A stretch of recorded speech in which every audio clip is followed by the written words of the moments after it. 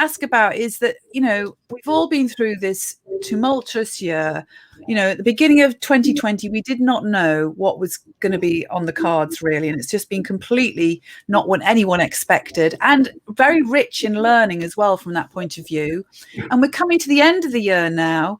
And I think what's impressed me about you and your business, Jamie, and the way you've all pulled together in managing it, is that your business is in care and in service of those that are more vulnerable as a group during COVID times.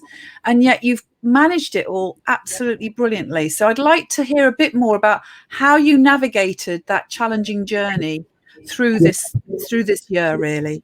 Yeah, okay.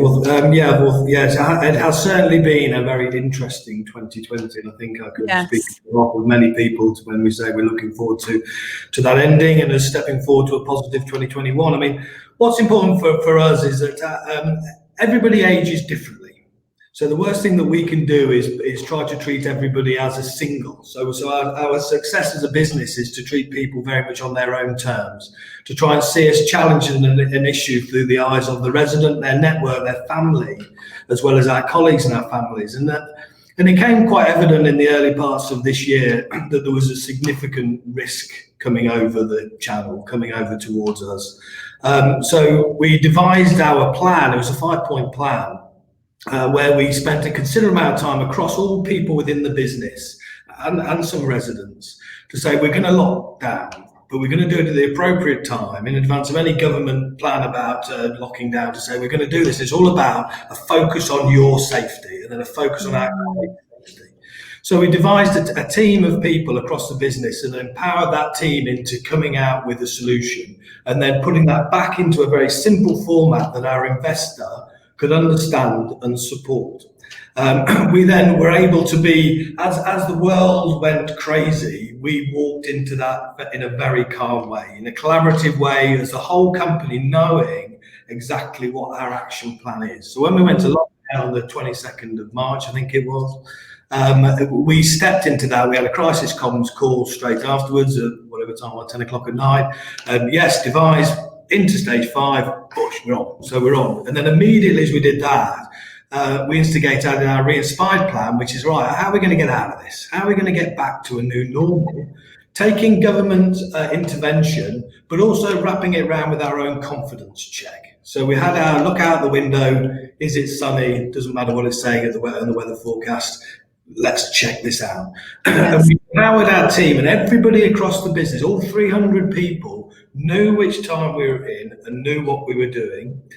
We devised a Friday live session, which myself and our COO go on with special guests of people who get asked questions and things like that from the whole company for an hour on a Friday afternoon. We open ourselves to the company for questions. And then it gives me an opportunity to be able to talk to everybody on a video in this agile world we work in and connect with the whole business. Mm-hmm. And then we can go on a journey together. And our residents, the residents and their families can also be part of that, where we know that we can deliver services to them, we can help support them, we can go and have a proverbial cup of tea if we need. Yes. Yes. So that sounds fantastic. So you really engaged and embraced the whole team element. The comms element came in really powerfully to that. What have you therefore learned on the back of that and the action that you took? What have you learned? I think I'm a huge believer in empathy. It's one of my five key areas that I've lived my life by, and therefore my leadership by, is being empathetic to a situation. Try and see it through the eyes of others. So the challenges that people are facing, ensure that we as a business, our DNA enables a great degree of empathy, absolute focus on that. Yes. And then ensure that there's an attention to detail and to keep it simple. We need to keep things simple. So for people, when you're trying to explain something, we say that we need to explain it to somebody with a reading age of 9. So if somebody with a reading age of 9 can understand what we're trying to do, then we've got a better chance of doing it. Yes. We also like to repeat the same messages. So just keep repeating the same messages in order for people to be very clear what our position was. Because if you've got our average age is 79. Yes. We've got people who are all in that vulnerable category. Many of them, one of them was bragging they did the New York Marathon 30 minutes quicker than I did. These aren't people who are ready to give it. These are people who really want to be out there, and we've got to respect that individuals, right? These aren't people who don't want to be locked up. They want to be looked after, but be respected on their own terms. And the team, I was truly inspired with all the teams out of each and every one of our villages, how they adopted a can-do approach. So the things I learned from it really is keep it simple, the can-do, empathy, understand the challenges that other people are facing, and respect that in totality. So that is just a fantastic story to share.